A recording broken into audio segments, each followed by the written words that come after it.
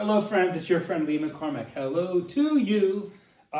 As I come to the close of my shoulder replacement journey, we're coming up on a year and a half for this guy here and a year for this one. And they're so good. I'm racing downhill worlds in less than 2 weeks. And I've been PRing everything and I'm ready. It's great. So people are asking me about my shoulder exercises. I am not a healthcare professional. Don't officially listen to me. Listen to your doctor, listen to your PT. But man, it's hard to find a good PT who actually understands what we do. So I wish you luck there. Okay. Now I did study exercise physiology in college.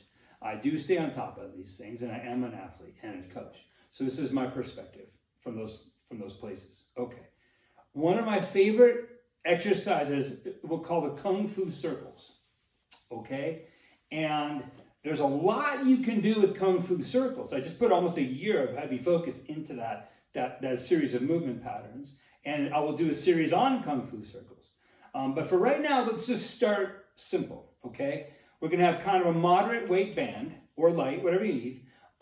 You can use a pulley. Pulleys ultimately are cooler because the resistance is consistent and you can get pretty heavy. Like I have a pulley system over there, and I'm up to 50 pounds now in these movements.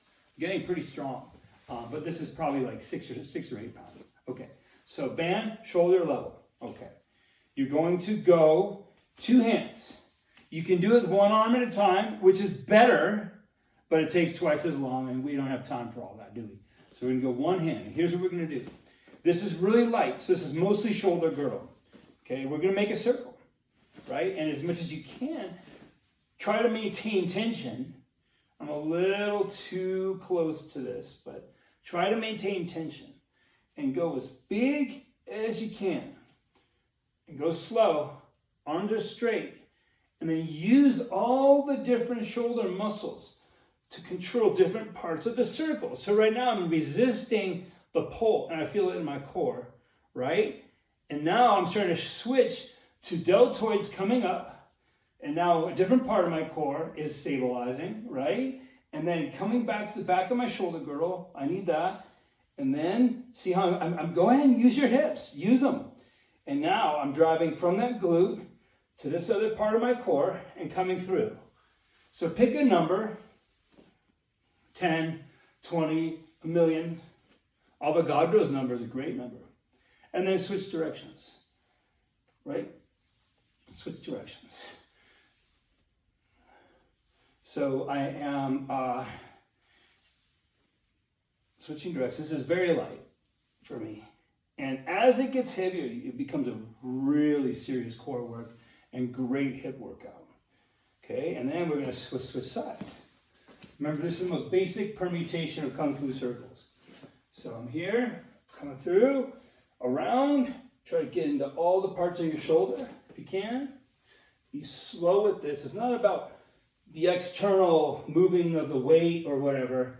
It's about your internal patterning.